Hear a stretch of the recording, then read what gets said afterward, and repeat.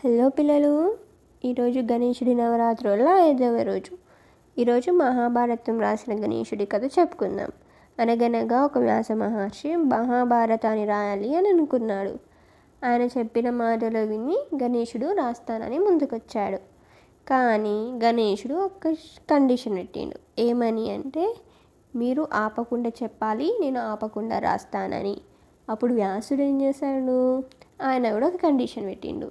ఏం కండిషన్ అంటే, నువ్వు ఫస్ట్ అర్థం చేసుకుని తర్వాత రాయాలి అని అన్నాడు. అయితే అప్పుడు వ్యాసుడు కష్టమైన శ్లోకాలు చెప్పిండు. గణేశుడికి సమయం ఇచ్చిండు ఆలోచించనికే.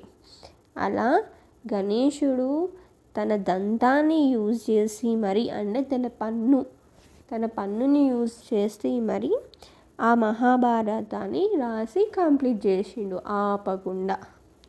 ఈ కథ ద్వారా మనకు తెలిసిన నీతి ఏంటంటే, సహనం, తెలివి ఉంటే గొప్ప పనులు సఫలమవుతాయి అని అర్థమైందా మీకు? సరే మరి, బాయ్.